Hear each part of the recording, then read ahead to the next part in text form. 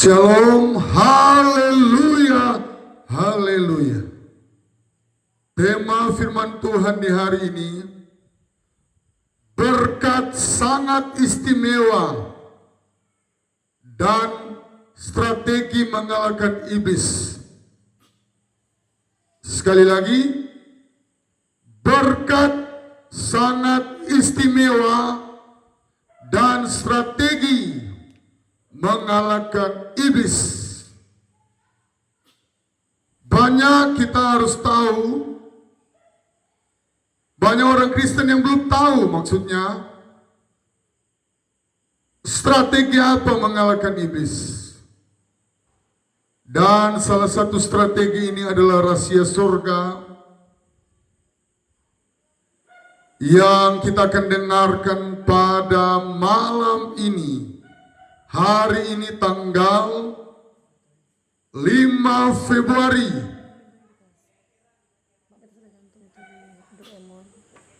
Hari Penginjilan di Tanah Papua 1855, dan hari ini 170 tahun. Wow, Otto dan Geiser, orang-orang Papua sangat memberikan penghormatan kepada Otto dan Geiser. Saudara bisa bayangkan, belum ada listrik, belum ada segala-galanya. Nyamuknya, wow, minta ampun. Malarianya, banyak yang mati karena malaria. Belum ada obat yang pada waktu itu, belum ada obat. 1855 belum ada obat untuk sakit malaria. Dan salah satu sejarah saya kupas sedikit, Injil yang duluan masuk ternyata baru pemerintah Republik Indonesia. Inilah keistimewaan Tanah Papua, di mana kami melayani di kota Jayapura. Baik, itu sekilas saja kita mengenal sejarah Papua ini ada. Misionaris asal Jerman, Otto dan Geiser. Nah saudara, berkat yang istimewa dan strategi mengalahkan iblis. Kalau berbicara berkat istimewa, kita harus pelajari dulu arti dari berkat istimewa ini. Mari kita melihat dulu kitab Wahyu pasal yang pertama.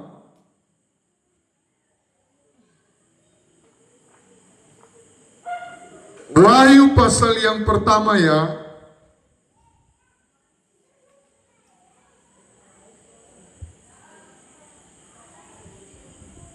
Firman Tuhan berkata ayat yang ketiga, berbahagialah ia yang membacakan dan mereka yang mendengarkan kata-kata nubuat ini dan yang menuruti apa yang ada tertulis di dalamnya, sebab waktunya sudah dekat. Saudara, waktunya sudah dekat. Menuruti, membacakan, dan menuruti, berbahagia. Kata berbahagia ini adalah sangat berbahagia. Sangat memberkati. Baik saya yang mengkhotbahkan, setiap 5 khotbah saya, biasanya ada khotbah akhir zaman. Dan saya masih Tuhan suruh kitab Wahyu. Sebab ada kitab Matius tentang akhir zaman, ada kitab Daniel. Tetapi kitab Wahyu ini banyak rahasia-rahasia surga. Salah satunya dimulai di ayat 3 saja. Berbahagialah yang membacakannya dan menurutinya. Apatah lagi saya yang menyampaikan firman ini. Bangga ya, bukan sombong. Sekali lagi, bangga bukan sombong. Oleh anugerah Tuhan, mungkin salah satu pengkhotbah yang cuma 5 kali khotbah, ke-6 khotbah akhir zaman, khotbah kitab Wahyu. Dan saudara yang saya kasih dalam nama Tuhan, banyak orang berpikir dan mempraktekkan kalau dia cari nafkah, kalau dia banting tulang, jam 4 bangun, jam 12 malam baru istirahat, itu banyak uang. Itu menurut mereka. Tetapi saya mau katakan melalui firman Tuhan, pandangan seperti itu, tindakan-tindakan seperti itu, salah besar. Salah besar sekali. Salah jalan. Keliru 100%. Kenapa?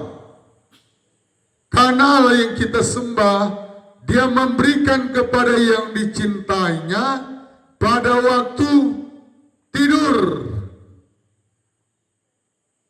Itulah hebatnya Allah kita. Kalau Allahnya di luar Kristen tidak hebat, tetapi Allahnya kita. Banyak sekali di hari-hari ini fenomena terjadi di seluruh dunia ini, bahkan di negara-negara Arab, mendapat penglihatan, mendapat mimpi. Di Irak, wow, negara-negara yang keras, banyak ISIS, bahkan mantan pengikut ISIS bertobat karena Yesus satu-satunya jalan. Bahkan yang datang secara langsung, wow.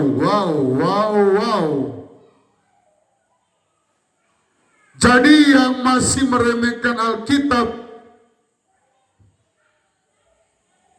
sorry ya, Alkitab nggak bisa diremehkan.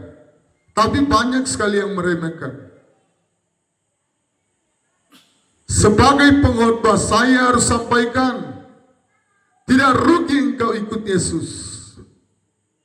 Keuntungan yang sangat-sangat besar, sangat melimpah.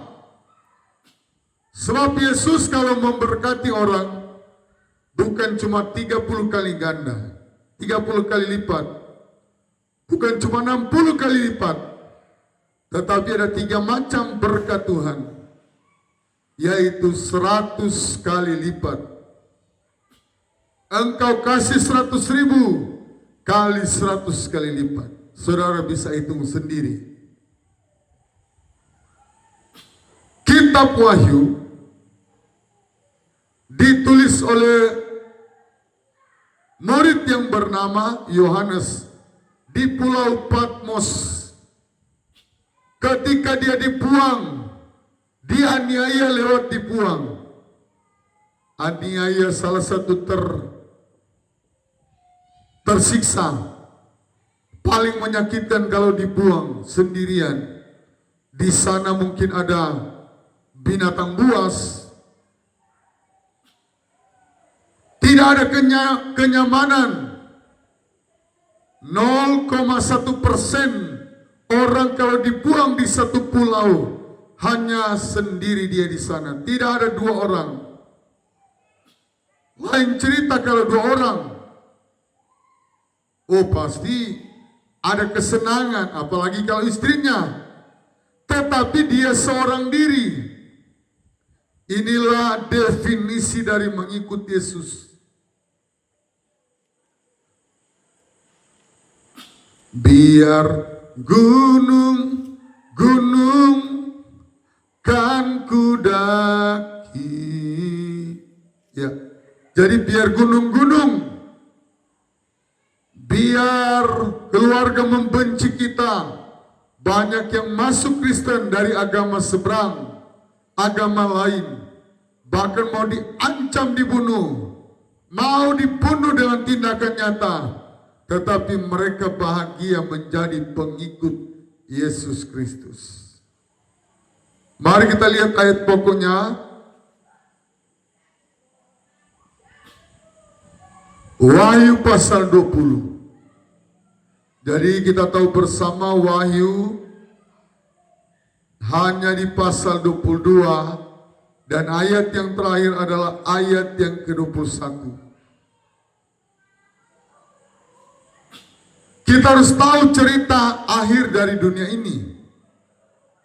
Jangan drama Korea ceritanya, jangan ketinggalan drama Korea episode terakhir. Pandangan-pandangan seperti itu tidak mendatangkan berkat, justru mendatangkan kerugian, kebangkrutan, bahkan kutuk. Firman Tuhan berkata, terkutuklah orang yang tidak mengasihi Tuhan. Fatal sekali kalau tidak mengasihi Tuhan. Tetapi yang membacakan kitab Wahyu, oh, engkau diberkati dengan luar biasa. Kalau di negara Indonesia ada dua yang mendapatkan keistimewaan. Tiga ya. Satu, Jogja. Ya. Kedua, Aceh. Otsus. Ketiga, Papua. Tidak banyak negara daerah keistimewaan Yogyakarta. Ya, tiga ya kalau tidak salah. Tetapi satu-satunya Alkitab yang dimulai berbahagia, yang membaca dan menuruti, memang Mazmur juga berbahagialah orang yang tidak berjalan, tetapi kitab Wahyu dilengkapi dengan, mari kita lihat keistimewaan dari kitab Wahyu. Penutup Wahyu pasal 22. Inilah yang tidak ada di dalam 65 kitab, karena semuanya 66. PL atau Perjanjian Lama dan Perjanjian Baru. Penutup ayat 18. Aku bersaksi kepada setiap orang yang mendengarkan perkataan-perkataan nubuat ini dari kitab ini. Jika seorang menambahkan sesuatu kepada perkataan-perkataan ini, maka Allah akan menambahkan kepadanya malapetaka, malapetaka yang tertulis dalam kitab ini. Wow. Jadi yang menambahkan kitab ini, dan saya boleh berkata penyesat-penyesat yang menambahkan firman Tuhan, yang mengurangi. Saudara, baru-baru ini ada penyesat yang saya dengar langsung. Dia adalah mentor saya sesungguhnya. Saya buka channel YouTube terinspirasi dari dia. Dia berkata bahwa tidak harus ke gereja untuk percaya Yesus, datang kepada Yesus. Itu inti khotbahnya. Saya berkata dalam hati, berarti kalau tidak harus ke gereja, gereja semua kosong dong. Berarti pergi ke rumahnya maksudnya, atau pergi ke dia saja. Walaupun dia tidak bilang pergi kepada dia. Tetapi Alkitab, nanti ada satu waktu saya akan kupas. Bahkan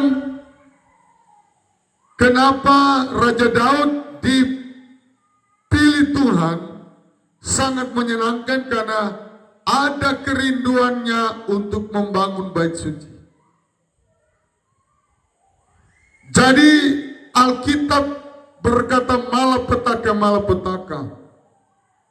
Kami terus berdoa karena yang berkhotbah ini pendeta terkenal, pendeta yang dipanggil-panggil. Kami jujur, kami terbuka channel YouTube karena dia. Banyak khotbah-khotbahnya menguatkan kami. Tetapi mungkin inilah yang dikatakan di kesuksesan orang banyak yang jatuh. Makanya kami selalu berkata, buat pendosa syafaat. Sekali lagi tolong buat pendosa syafaat. Pendosa syafaat adalah benteng terkuat. Lucifer saja takut dengan pendosa syafaat. Karena ketika doa dari banyak orang bersatu menghasilkan, di kitab Kisah Para Rasul, satu kali berkhotbah, Petrus dia memenangkan jiwa 3.000 jiwa. Hasil dari doa mereka di loteng Yerusalem. Ya, saya kembali ke Wahyu ini. Ada waktu khusus untuk saya mengupas pengajaran sesat yang tidak harus ke gereja. Ini parah sekali. Ini fatal, penyesatan tertinggi di muka bumi. Karena kalau tidak ke gereja, kemana? Semua gereja membuat gereja supaya orang datang. Dan itu perintah Tuhan, bukan cuma sekedar karena orang mau berkumpul. Tidak, itu aturan Tuhan. Perintah Tuhan. Iya. Ayat yang ke-18 sekali lagi. Saya baca bagian B. Jika seorang menambahkan sesuatu kepada perkataan-perkataan ini, maka Allah akan menambahkan kepadanya malapetaka. Jadi ini bukan satu malapetaka, kawan. Sorry ya. Kitab Wahyu adalah kitab yang sangat berwibawa.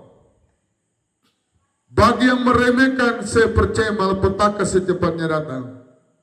Bagi yang tidak mendengar, secepatnya pasti malapetaka akan datang. Bagi yang komen, hoax, malapetaka pasti. Saya bisa jamin malapetaka akan cepat datang. Karena Alkitab yang berkata. Saudara, kalau Alkitab yang berkata, dia tidak pernah salah. Tidak ada firman Tuhan yang gagal. Kalau manusia identik dengan kegagalan. Thomas Alva Edison beribu-ribu kali gagal. Tapi Alkitab mencatat tidak ada firman Tuhan yang gagal. Engkau boleh tidak mendengar, tetapi firman Tuhan yang kami sampaikan tidak pernah gagal. Kami bangga sekali lagi menyampaikan khotbah kitab Wahyu. Karena memang memiliki keistimewaan yang saya sementara baca. Saya tidak mengada-ngada. Ada dasar, ada bukti. Di awal Wahyu 1 ayat 3, dan kata penutup ini yang kita baca, malapetaka akan ditambahkan. Ayat 19. Dan jika seorang mengurangkan, dan ini kalau kasih kurang, bahaya lagi, tetap sama-sama bahaya besar, hukuman besar, malapetaka besar, sesuatu dari perkataan dari kitab nubuat ini, maka Allah akan mengambil bagiannya dari pohon kehidupan dan dari kota kudus, seperti yang tertulis dalam kitab ini. Ini lebih parah, disempurnakan. Allah akan mengambil bagiannya dari pohon kehidupan. Pohon kehidupan ini yang ada di sorga atau berbicara sorga. dan dari kota kudus. Wow.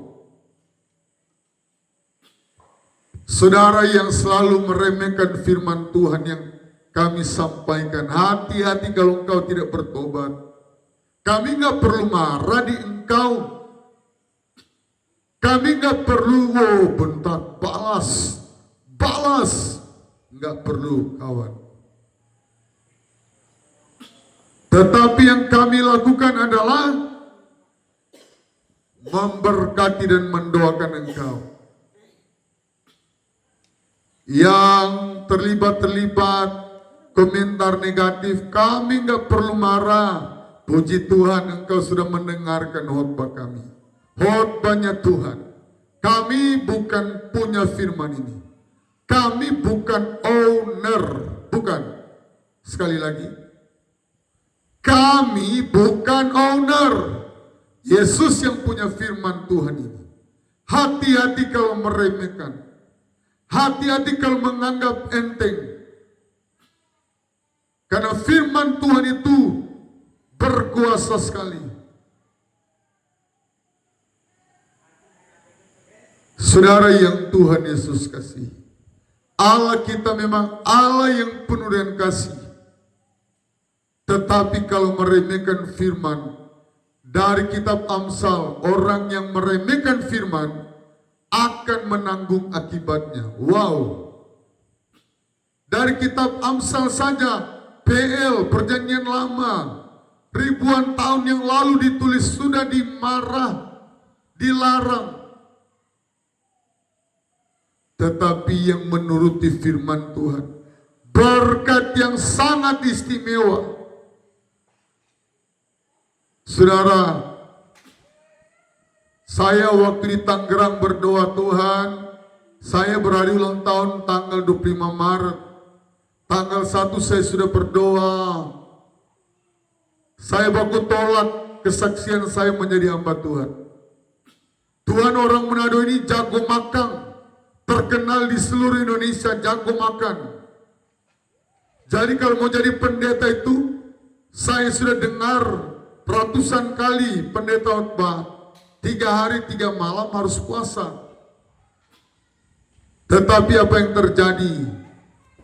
Ketika Roh Kudus bekerja di hati saya tidak mau menolak. Saya juga takut jangan sampai ada hukuman, baru saya terima panggilan Tuhan. Banyak pendeta, nanti dia celaka, sakit berat, baru dia, oh Tuhan, saya mau jadi pendeta. Tapi bersyukur saya tidak sakit berat, saya tidak mengalami kecelakaan yang fatal. Baru saya mencari Tuhan. Saudara yang Tuhan Yesus kasihi, mari kita membaca dalam Wahyu pasal 20, iblis dihukum. Lembaga Alkitab Indonesia LAI memberikan perikop, iblis dihukum. Jadi ini ketakutan sekali kalau iblis dengar.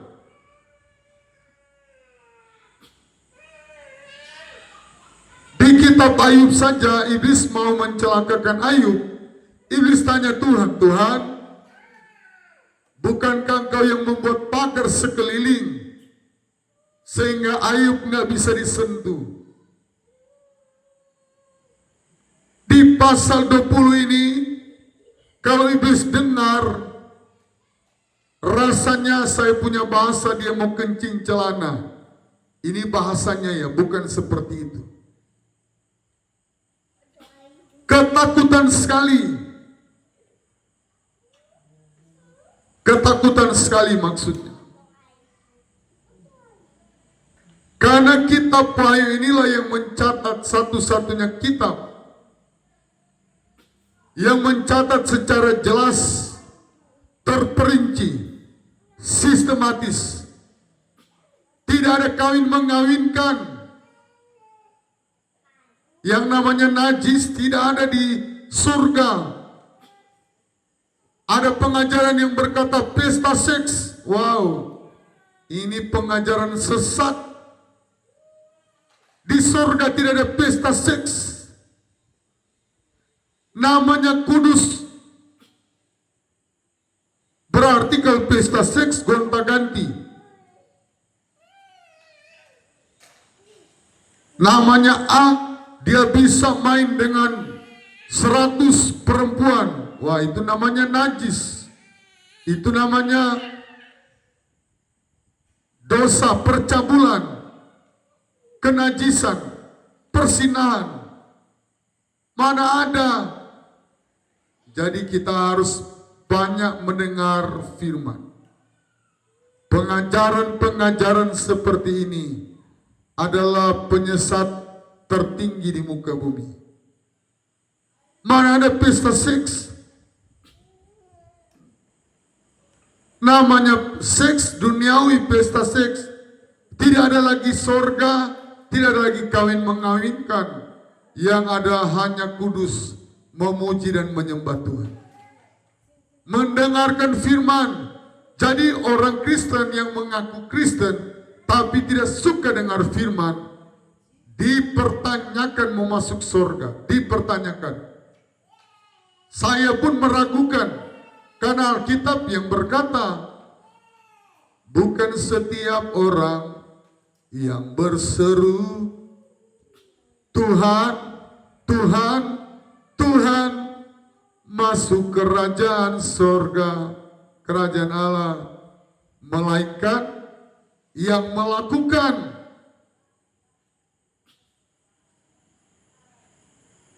Jadi Alkitab tidak pernah mengajarkan yang aneh-aneh.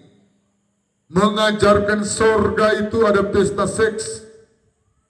Kalau pesta seks biasanya di dugem, itu boleh, silakan. Tetapi sorga itu kudus. Hanya orang yang kudus, penyembah-penyembah berhala, kenajisan.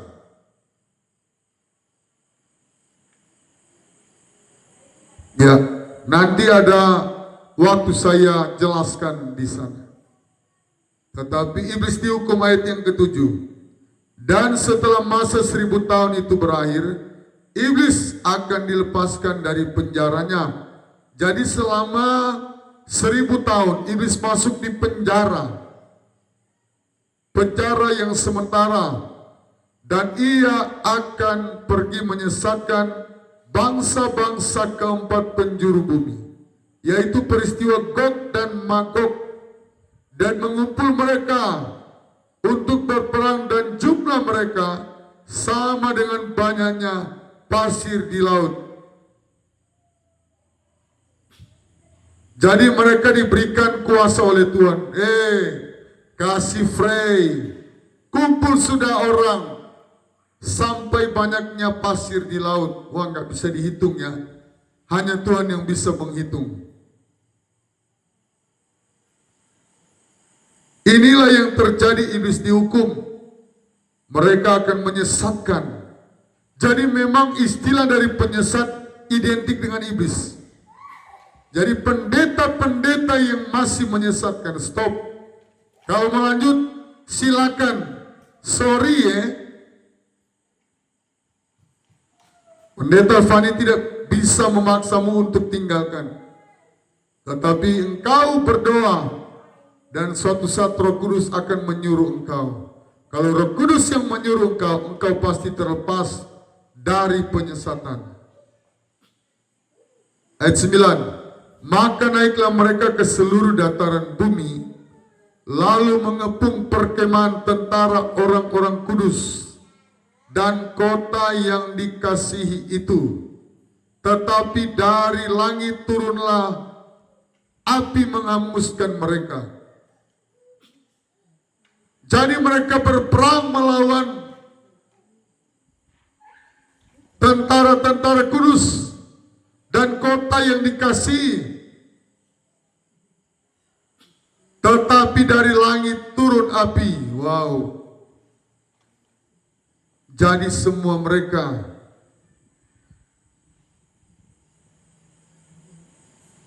tetapi dari langit turunlah api menghanguskan mereka. Ayat yang ke-10. Dan iblis yang menyesatkan mereka dilemparkan ke dalam lautan api dan belerang, yaitu tempat binatang dan nabi palsu itu, dan mereka disiksa siang malam sampai selama-lamanya. Jadi penyesat, pikir baik-baik. Kalau kau masih terus menyesatkan, saudara, di Jayapura saja ada hamba Tuhan yang baru berontak. Hari ini dia berontak. 1 bulan kemudian minggu depan dia sudah mendirikan pelayanan baru. Saya tidak berani bilang gereja baru, pelayanan baru. Dia namakan Gereja Kasih. Denominasinya saya tidak cantumkan. Gereja Kasih. Ini baru berontak. Jadi penyesatan itu ada di mana-mana. Dan setiap jemaatnya kalau ada dapat giliran ibadah, dia kasih 400.000 untuk bikin kue, bikin nasi. Wah, ini juga bagian dari penyesatan. Tidak ada gereja manapun ketika jadwal ibadah pendetanya yang kasih. Orangnya cuma servis AC, berlagak kaya. Ini penyesatan. Saya nggak menghina servis AC, tetapi bagaimana pekerjanya tidak cocok bagi saya. Kalau dia kepala dinas, oke, mungkin gajinya gede banget, gajinya besar, iya. Tetapi penyesatan ini memang banyak terjadi di akhir zaman, tidak bisa ditahan. Tapi kalau bisa dikurangi, kalau ditahan kayaknya nggak bisa.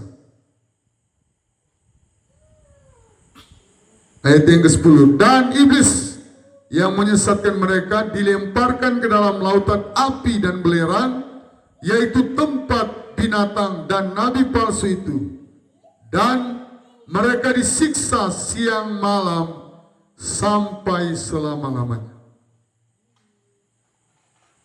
Saudara, renungkan kata disiksa selama-lamanya. Kalau hari ini engkau tidak bertobat, hari ini engkau masih suka berdusta, sudah punya simpanan engkau tidak kasih tahu di istrimu, bahkan sampai sudah punya anak dengan simpananmu, bertobat dan berubah sebelum terlambat. Kalau kematian sudah menjemput engkau, berarti terlambat namanya.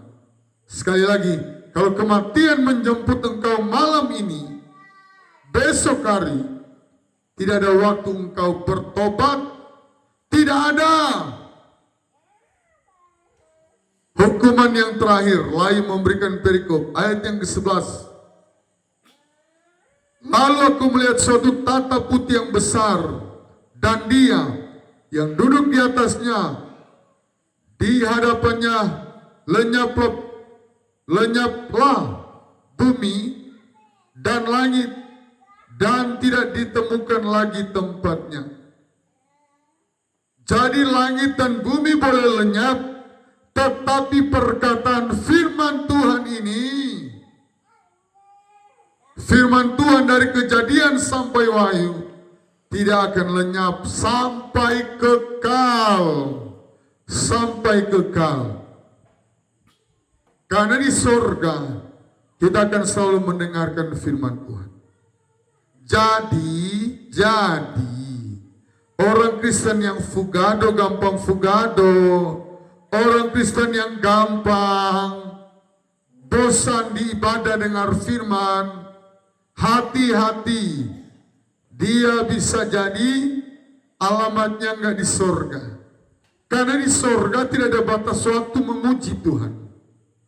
Tidak ada batas waktu menyembah Tuhan.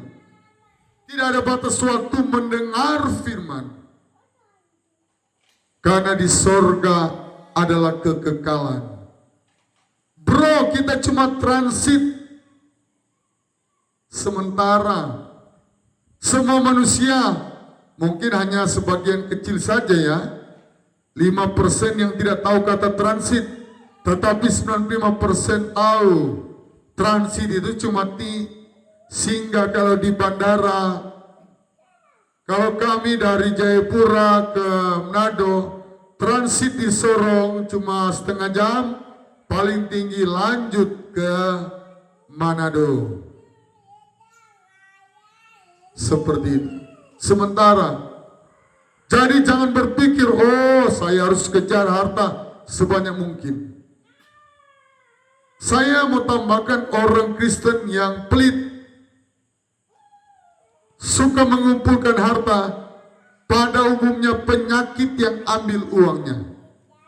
Sekali lagi, orang Kristen yang lebih cenderung mengumpulkan harta daripada melihat pekerjaan Tuhan, berkorban, memberi, penyakit yang ambil. Oh, cuci darah. Oh, Bapak itu cuci darah terus, ke Singapura terus, ke Penang terus, ke Malaysia terus, ke rumah sakit di Jakarta terus. Wah, sudah, karena pelit. Ya.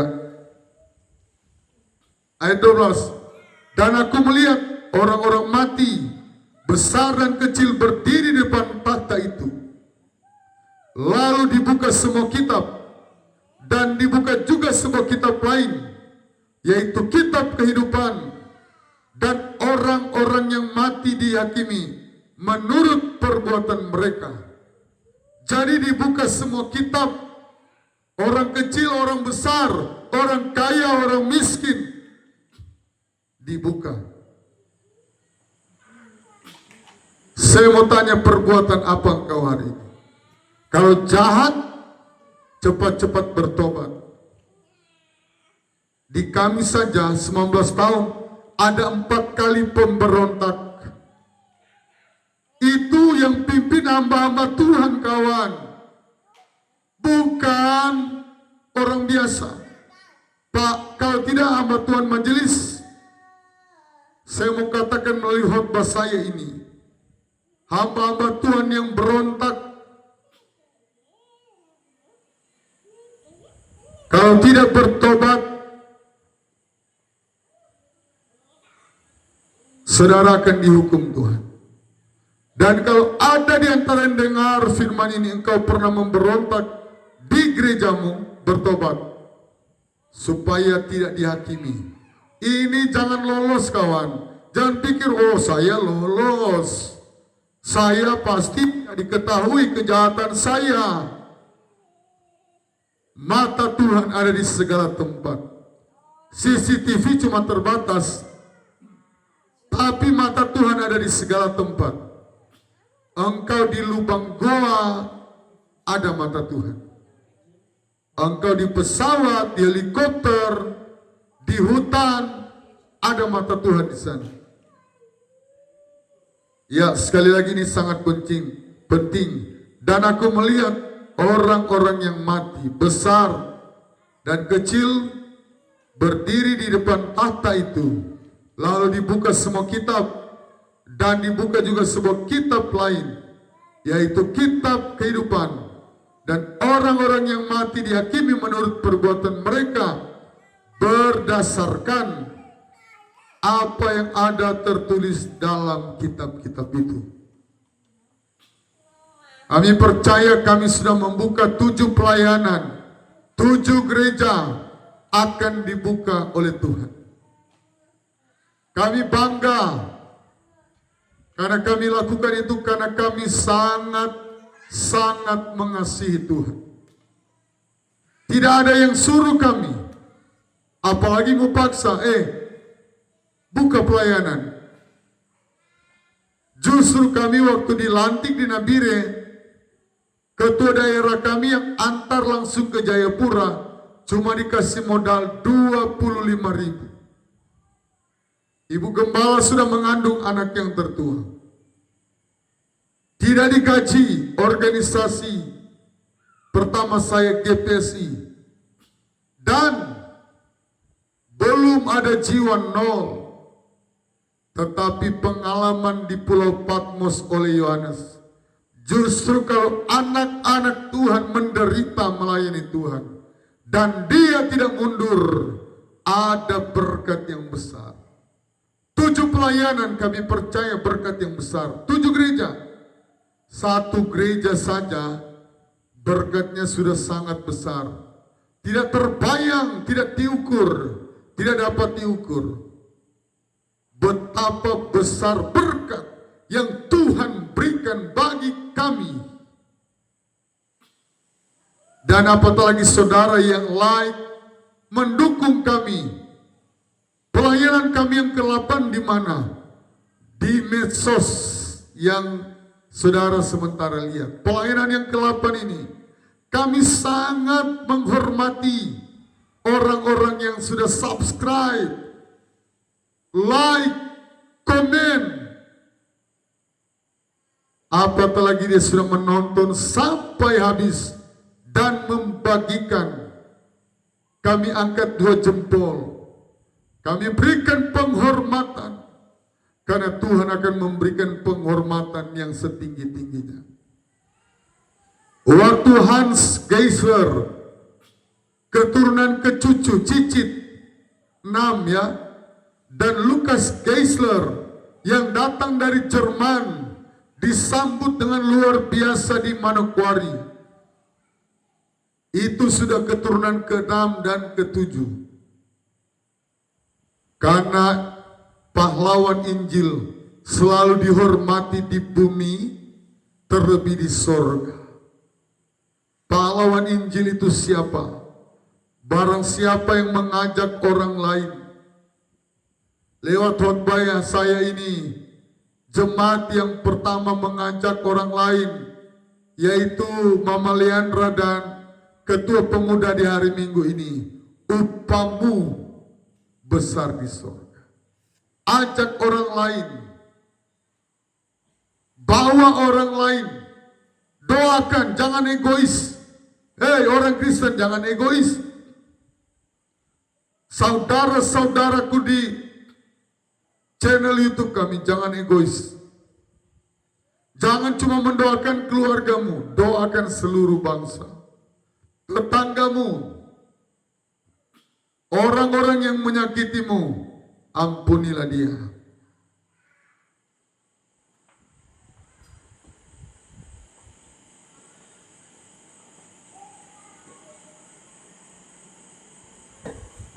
Ayat 13. Maka laut menyerahkan orang-orang yang mati yang ada di dalamnya, dan maut dan kerajaan maut menyerahkan orang-orang yang mati yang ada di dalamnya, dan mereka dihakimi masing-masing menurut perbuatannya. Tema kami di Natal, tindakan kita menentukan segalanya, menentukan berkat kita, menentukan kesehatan kita, pekerjaan kita, dan yang terakhir menentukan alamat kita. Ini yang paling penting, paling utama. Jangan selalu berkata, oh saya punya papa penatua paling setia di gereja. Saya punya mama majelis paling setia di gereja.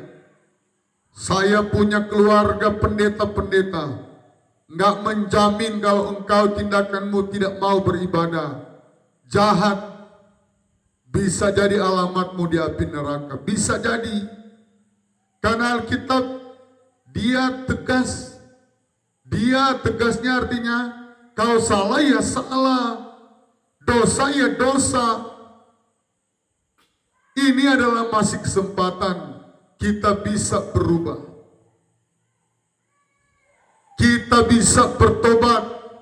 Pintu kemurahan sorga masih terbuka lebar. Ibarat pintu dua-dua masih terbuka begini. Tetapi di akhir zaman ini mungkin sudah mulai ditutup pelan-pelan. Biasanya pintu bisa dibuka seperti ini sudah. Lama-kelamaan tinggal satu orang bisa masuk. Ibaratnya begitu. Tuhan maha tahu, maha kuasa, tapi tidak maha sabar. Artinya, dia hakim. Jadi yang membuat dia tidak maha sabar, panjang sabar boleh. Boleh panjang sabar. Dia tidak maha sabar karena dosa harus dihakimi. Kalau enggak, wow, manusia seenaknya membunuh, manusia seenaknya bersinah, manusia seenaknya tipu-tipu istri, berdusta kepada istri, bilang ada keluar daerah kerja, enggak tahu-taunya ke bar, ke dugem, ya kan? Jadi Tuhan berdiri sebagai hakim. Ayat 13, maka laut menyerahkan orang-orang yang mati, yang ada di dalamnya, dan maut, dan kerajaan maut menyerahkan orang mati yang ada dalamnya, dan mereka dihakimi masing-masing menurut perbuatannya. Perbuatan apa itu? Saya selalu bilang kepada anak-anak, kalau bekerja jangan muka cemberut, muka ancur. Nanti berkatmu tidak akan datang. Nanti dipindahkan ke anak yang manis-manis kalau disuruh, senyum-senyum, tidak suka melawan orang tua. Jadi anak-anak, jangan kita suka membantah orang tua. Semuanya ada hukuman. Jangan kau berpikir karena orang tuamu baik, oh tidak dapat hukuman. Tapi Tuhan yang akan menghukum. Hati-hati kalau sudah jatuh ke tangan Tuhan. Parah itu, fatal. 2 ayat lagi, ayat yang ke 14. Lalu maut dan kerajaan maut itu dilemparkanlah ke dalam lautan api. Itulah kematian yang kedua, lautan api. Jadi lautan api yang pertama yang dimaksud adalah waktu mau menuju kepada 1000 tahun damai. Dan lautan api yang final, penutupan, ada di ayat ini. Ke dalam lautan api. Saudara, rata-rata kita punya HP ya. Kita melihat bagaimana orang yang dilemparkan ke dalam lautan api berteriak. Mereka yang ada di lautan api, mereka berharap untuk bisa ada pertobatan, tetapi tidak ada. Tetapi banyak manusia yang belum ada di lautan api menganggap remeh. Apa itu pertobatan? Tunggu dulu nanti saya sudah tua. Jangan tunggu engkau sudah tua. Tuhan tahu engkau bersandiwara. Tuhan bukanlah orang yang bisa engkau berakting, bersandiwara. Kepala tahu, oh kalau dia jadi WL berapi-api coy. Kalau dia jadi WL, dia urapan mengalir, tapi ada dosa yang tersembunyi. Hati-hati para pelayan-pelayan altar, banyak berdoa sebelum melayani. Banyak pemain rebana, pelayan-pelayan altar yang jatuh. Bahkan tidak main-main, ada pelayan altar jatuh dengan gembalanya sendiri, ada. Pendetanya sendiri, ada. Dan yang paling terakhir ayat 15, dan setiap orang yang tidak ditemukan namanya tertulis di dalam kitab kehidupan itu. Ya, jadi kalau ada orang yang tidak tertulis namanya di dalam kitab kehidupan, ya ini contoh kitab kehidupan, tapi ini Alkitab ya. Berarti dia ya kita baca ayat yang terakhir ini. Ia dilemparkan ke dalam lautan api itu. Hanya ada 2 tempat yang banci-banci bertobat, yang bencong-bencong Taganas Eke itu bertobat. Makanya Donald Trump presiden Amerika hanya ada 2 jenis kelamin, laki-laki dan perempuan. Hanya 1 pernikahan, laki-laki dan perempuan. Tetapi di Thailand, negara pertama yang sudah meresmikan laki-laki, Adam dengan Adam menikah, Hawa dengan Hawa.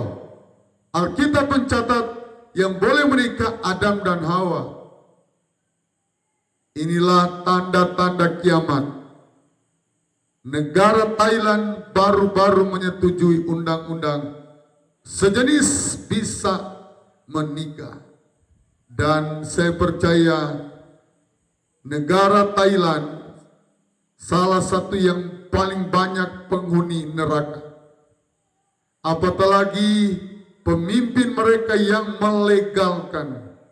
Bertobat bro, ya. Semoga firman Tuhan sampai ke petinggi, apalagi dia yang melegalkan, dia yang paling nomor satu masuk di api neraka. Jadi kalau ada penghakiman, dia yang pertama kali dilemparkan. Negara Thailand pertama yang dilemparkan adalah yang melegalkan pernikahan sejenis. Mari kita berdoa. Tuhan Yesus, kami sangat mengucap syukur kepadamu. Kami mendengarkan berita yang sangat istimewa. Kami akan diberkati secara istimewa. Dan strategi-strategi iblis kami tahu. Di mana iblis, dia semakin bekerja keras. Pertama yang dia hancurkan adalah orang-orang gereja. Kalau orang di luar gereja nggak perlu, sudah jadi teman, sahabat. Tetapi orang-orang pelayan altar, penatua, siamas, terlebih pendeta seperti kami adalah sasaran utama dari iblis. Kami bersyukur biarlah para pendoa syafaat selalu mendoakan kami supaya kami tidak jatuh, kami tidak bersinah, kami tidak salah langkah, tetapi Engkau yang sudah menolong kami. Angkat apa saja yang kami kerjakan, Tuhan buat berhasil. Berkati pemirsa kami, channel YouTube Fanny Christine dan Christine. Tuhan memberkati yang sudah like, komen, subscribe, membagikan, share, bahkan nonton sampai habis. Allah sumber berkat memberkati. Terpujilah nama Tuhan. Engkau adalah Alfa dan Omega, yang awal dan yang akhir. Maranatha, Tuhan Yesus datang. Kalau di Irak, Pakistan, Amerika Allah sementara bekerja, dan seluruh dunia, India, Cina, kami percaya Indonesia dan Jayapura, Papua, lawatan Tuhan terjadi. Di Pulau Jawa banyak yang sudah menjadi Kristen. Kami percaya di Papua ini Tuhan, yang banyak kali menganggap enteng, terninabobokan karena mayoritas Kristen, Tuhan bawa kami Tuhan. Ada begitu banyak barbar di kota kami, Tuhan ampuni. Biarlah boleh tutup, boleh bertobat. Ada banyak togel-togel yang berdiri di mana saja, biarlah bertobat dan boleh mencari Tuhan. Ada banyak Tuhan judi-judi online Tuhan, Engkau yang mampu menyelesaikan. Anak-anak Aibon di kota kami ini Tuhan tolong angkat masa depan mereka. Apa saja yang kami kerjakan, yang bergumul masuk polisi, masuk tentara, yang berdoa mendapatkan pekerjaan, Tuhan memberikan pekerjaan yang terbaik. Yang bergumul mendapatkan anak, Tuhan berikan sebagaimana ibu gembala 6 orang anak. Kami percayakan transfer kepada pemirsa kami. Yang baru 1 anak, Tuhan berikan 2. Yang baru 2, Tuhan berikan 3. Elon Musk saja, dia berkata populasi penduduk akan berkurang. Dia sudah memiliki 12 orang anak. Dan kami percaya kami diberkati lewat berkat anak. Yang bergumul untuk pasangan hidup bagi pemuda-pemudi, Tuhan berikan pasangan yang terbaik sesuai dengan kehendak Tuhan. Haleluya, amin.